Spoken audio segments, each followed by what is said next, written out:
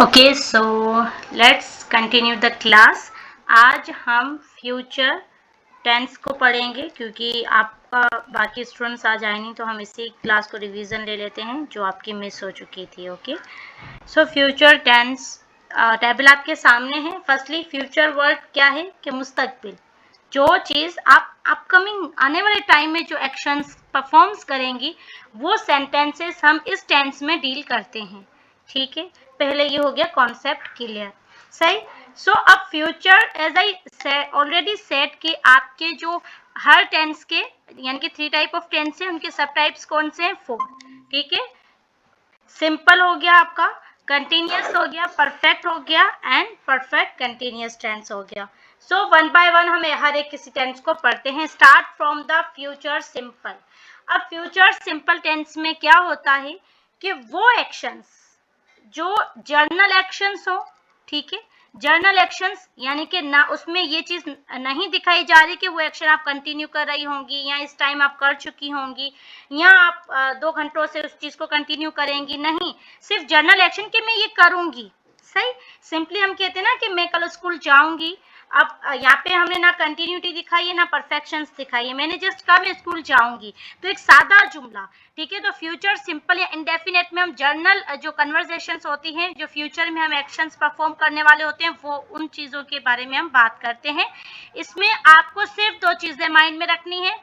जो ऐसे सादा जुमले हों जिसमें आप जर्नल अपनी बात किसी को बता रहे हो, जो कि ऐसा एक्शन जो कि आप फ्यूचर में परफॉर्म करेंगी, उसमें सिर्फ 2 चीजें आपको माइंड में रखनी है। एक होता है हेल्पिंग वर्ब जो कि आप यूज करेंगे विल और शल। शल यूज होता है आई और वी के साथ, बाकी हर सब्जेक्ट के साथ विल यूज होता है, लेकिन इनफॉर्मल में आप विल सबके साथ यूज कर सकती हैं। लेकिन एज यू नो कि पाकिस्तान में यूके जो इंग्लिश फॉलो की जाती है, तो उसमें जो है अभी तक आई के साथ और वी के साथ शल ही यूज किया जाता है। तो अगर आप कोई एग्जाम अटेम्प्ट कर रही हैं तो आई शल और वी शल को फॉलो करना। अदरवाइज इनफॉर्मल में आप विल सबके साथ इस्तेमाल कर सकती हैं, वो भी गलत नहीं होता। ठीक है, और इसकी बेस वर्ब होगी, यानी base verb means first form of verb. 2 चीजें माइंड में रखनी है, क्या? Will shall as a helping verb और फर्स्ट फॉर्म ऑफ वर्ब। बाकी सब्जेक्ट तो आपको पता है, सब्जेक्ट के बिना कुछ होना ही नहीं है, जब बंदा ही नहीं होगा तो काम क्या होगा, है ना। सो लाइक दैट सेंटेंस के हिस्से में ऑलरेडी आपको बता चुकी हूँ। तो अब यहाँ पे आप देखें, जैसे मैं कहूँ वो खत लिखेगी। एग्जाम्पल आपके सामने, शी, यहाँ पे she will write a letter, या वो स्कूल जाएगी, she will go to school, मैं स्कूल जाऊंगी, I shall go to school.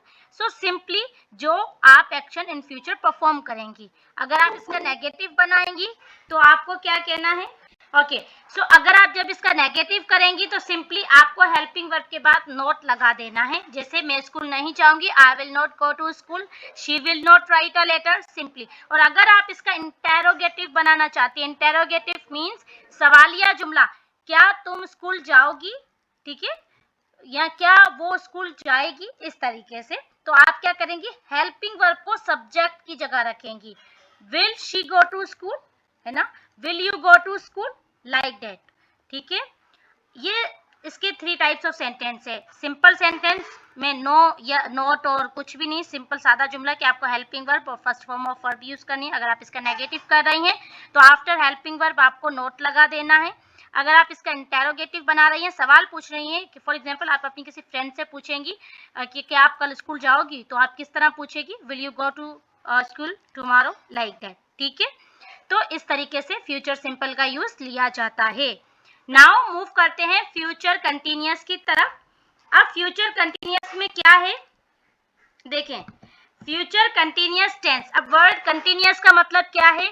ऐसा काम जो कंटिन्यू हो, ठीक है, ऐसा काम जो कंटिन्यू हो, उस टाइप के सेंटेंसेस। अच्छा, कंटिन्यू कब हो? फ्यूचर में हो, तो वो हम फ्यूचर कंटिन्यूअस के साथ हैंडल करते हैं। जैसे हम अक्सर कहते हैं ना, फॉर एग्जांपल मैं कहूँ कि कल आपको 8 बजे क्लास लेनी है, तो आप सब कहें कि 8:30 बजे तो हम सब बिजी होंगे, या 8 बजे जो है मैं अपनी टेस्ट की तैयारी कर रहा हूँगा, या 8 बजे हम जाने की तैयारी कर रहे होंगे, या 8 बजे मैं खाना बना रही होंगी। तो हम ऐसे एक्शंस दिखाते हैं जो कि हम फ्यूचर में उस स्पेसिफाइड टाइम में वो एक्शन कर रहे होते हो। ठीक है, तो अच्छा, अब यहाँ पे इसमें 2 चीजें आपको याद रखनी है। इसका हेल्पिंग वर्ब होता है विल बी, और मैंने एक बात ऑलरेडी आपको बता चुकी हूँ कि कंटिन्यूअस के हर टेंस में, चाहे वो प्रेजेंट कंटिन्यूअस हो चाहे पास्ट हो, वर्ब की आईएनजी फॉर्म ही यूज की जाती है। तो वर्ब के साथ क्या होगा, आईएनजी फॉर्म आ जाएगी, सिंपल। जैसे यहाँ पे है he will be studying for the test, वो टेस्ट के लिए पढ़ाई कर रहा होगा।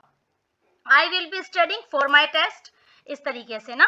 अगर आप इसका नेगेटिव बनाएंगे तो वही रूल अप्लाई करना है कि हेल्पिंग वर्ब के बाद आपको नोट लगाना है, he will not be studying for the test. और अगर आप इसका इंटेरोगेटिव बना रही हैं, सवालिया जुमला, वो भी मैं बता चुकी हूँ कि आपको जो विल है वो सब्जेक्ट की जगह यूज करना है और सब्जेक्ट आपका हेल्पिंग वर्ब की जगह आ जाएगा। जैसे will he be studying for the test, अच्छा बी को अपनी ही जगह पर रखना है, आपको सिर्फ हेल्पिंग वर्ब को आगे पीछे करना है, जैसे विल लेना वो।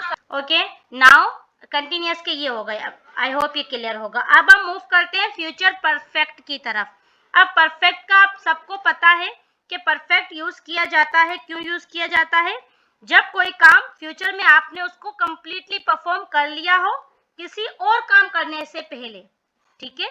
जैसे मैं कहूँ कि मतलब फॉर एग्जांपल आपसे कोई पूछ रहा है कि वॉक इस टाइम हम जो है वो वॉक करने चलेंगे तो तुम खाना खा चुकी होगी, तो आप क्या कहोगी, यस मैं खाना खा चुकी होंगी।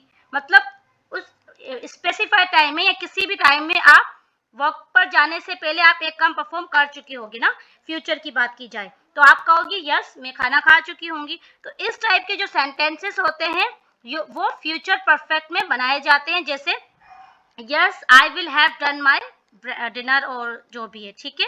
तो क्या होगा, कर चुकी होंगी, यहाँ खत्म कर चुकी होंगी, yes I will have eaten my food, जो भी आप खाओ, सही। उस तरीके से इस सेंटेंसेस को आप डिजाइन करेंगे, स्ट्रक्चर करेंगे, सही। सो अब यहाँ पे आपको अगेन दो बातें जो है वो ध्यान रखनी है, वो क्या है, अब यहाँ पे सिर्फ दो चीजें, हेल्पिंग वर्ब विल हैव आएगा, ठीक है, एंड आपको दूसरी चीज माइंड में रखनी है वर्ब की थर्ड फॉर्म, जो कि मैं पहले भी कह चुकी हूं कि परफेक्ट का हर टेंस, चाहे वो प्रेजेंट परफेक्ट हो चाहे वो पास्ट परफेक्ट हो, परफेक्ट के हर टेंस में वर्ब की थर्ड फॉर्म यूज की जाती है, सही। तो यहाँ पे क्या आएगा, यहाँ पे आएगा वर्ब की थर्ड फॉर्म फ्यूचर परफेक्ट में भी। अब हेल्पिंग वर्ब माइंड में रखना है विल हैव। अब यहाँ पे एक एग्जाम्पल भी है, we will have finished our homework, हम अपना होमवर्क मुकम्मल कर चुके होंगे या खत्म कर चुके होंगे, सही। और अगर आप इसका नोट बनाएंगे, नेगेटिव जुमला बनाएंगे, तो वही रूल अप्लाई करना है कि हेल्पिंग वर्ब जो आपका विल है उसके बाद आपको डायरेक्ट नोट लगा देना है। यहाँ याद रखिएगा नोट हमेशा थर्ड नंबर पर आता है, सेंटेंस में थर्ड पोजीशन जो है ना वो नोट की होगी, We will not have finished our homework। और अगर आप इसका इंटेरोगेटिव बनाएंगे तो आप कहेंगे will we have finished our work, मतलब will जो है सब्जेक्ट की जगह आ जाएगा। It is very simple again. Now next है फ्यूचर परफेक्ट कंटिन्यूअस। अब देखिए ये कॉम्बिनेशन है परफेक्ट और कंटिन्यूअस का, मतलब फ्यूचर में कोई ऐसा काम जो कि आप हाफ उस काम को कर चुकी होंगी या आधा काम आपका कंटिन्यू होगा, ठीक है। जैसे हम कहें कि मैं सुबह से पढ़ाई कर रहा हूँगा, मतलब कुछ पढ़ाई आप कर चुके होंगे, कुछ टाइम गुजर चुका होगा और कुछ आप उस टाइम भी कंटिन्यू होंगे, यानी कि परफेक्शन प्लस कंटिन्यूटी दो चीजें एक साथ आ जाती हैं, तो उस जुमले को कहते हैं future perfect continuous tense. Again एक रूल जो कि हर फ्यूचर परफेक्ट टेंस में अप्लाई होता है वो क्या है कि इसके साथ भी वर्ब की आईएनजी फॉर्म ही आएगी, ठीक है। और हेल्पिंग वर्ब क्या होगा, will have been for the future perfect continuous. Example आपके सामने है, he will have been working since morning, वो सुबह से काम कर रहा होगा, ठीक है। नीचे एक और एग्जाम्पल है, he will not have been working for 2 hours, वो 2 घंटों से काम नहीं कर रहा होगा। अच्छा इसमें एक और एडिशनल चीज है, हम इसमें ना टाइम मेंशन करते हैं मोस्टली, तो टाइम सिंस और फॉर की हेल्प से मेंशन किया जाता है। अब सिंस और फॉर का क्या कॉन्सेप्ट है, ध्यान से सुनिएगा। अगर आपको किसी काम का स्टार्टअप बिगनिंग पॉइंट पता है कि ये काम कब से आपने स्टार्ट किया है, तो आप सिंस यूज करते हो, ठीक है। जैसे मैं कहूँ मैं 2023 से इंग्लिश जो है वो पढ़ा रही हूँ, तो मैं कहूँगी सिंस 2023। लेकिन अगर आपको किसी काम का सिर्फ दोहरानियां पता हो, ड्यूरेशन पता हो, जैसे मेरे को मैं 3 साल से पढ़ा रही हूँ, यहाँ पे जैसे एग्जाम्पल हो कि वो जो है वो 2 सालों से काम कर रहा होगा, तो इसका एग्जाम्पल क्या, इसकी इंग्लिश क्या होगी, he will have been working for 2 years। जिस टाइम में आपका ड्यूरेशन दिखाया जाए, जिसका आपको फिक्स ना हो, तो ड्यूरेशन के लिए आप फॉर इस्तेमाल करते हो, और बिगनिंग पॉइंट जिस टाइम का आपको पता हो, बिगनिंग पॉइंट पता हो, वहां पे आप सिंस यूज करते हो। बाकी जो रूल है वो सेम अप्लाई करना है, ठीक है। नेगेटिव में तीसरे नंबर के ऊपर यानी कि विल के बाद नॉट यूज करना है। अगर आप इसका इंटेरोगेटिव बना रहे हैं तो विल को कहाँ यूज करना है, इंस्टीड ऑफ ही, यानी कि सब्जेक्ट की जगह, और सब्जेक्ट क्या यूज होगा, विल की जगह। Very simple, like will he not have been working for 2 hours, क्या वो 2 घंटों से काम नहीं कर रहा होगा, लाइक दैट। सही, तो ये है फ्यूचर टेंस मुकम्मल और बड़ा ही सिंपल। देखिए टेंसेस मैं कहती हूँ इंग्लिश ग्रामर का सबसे सिंपल टॉपिक है, और टेंसेस ही वो हैं जो कि हमारी रोजमर्रा की जिंदगी में इंग्लिश बोलचाल में काम आते हैं। अगर आप टेंसेस को अच्छे से क्लियर कर लें और कुछ अच्छी खासी वोकैबुलरी अपनी बिल्डअप कर लें, तो आपकी स्पीकिंग काफी बेटर, काफी नहीं मैं कहती हूँ मुकम्मल बेटर हो जाएगी। टाइम टू टाइम बाकी रूल्स आप सीखते जाएंगे, लेकिन टेंसेस प्लस वोकैबुलरी स्ट्रॉन्ग करें, it is a very good way to speak ना। तो अगर आप if you want to speak in English in a very good way, so the way is that कि टेंसेस को अच्छे से अंडरस्टैंड करें with concept, and then plus vocabulary अपनी स्ट्रॉन्ग करें। ओके, सो आई होप आपको हर टेंस क्लियर हुआ होगा, अगर नहीं तो आप सवाल पूछ सकते हैं। यस।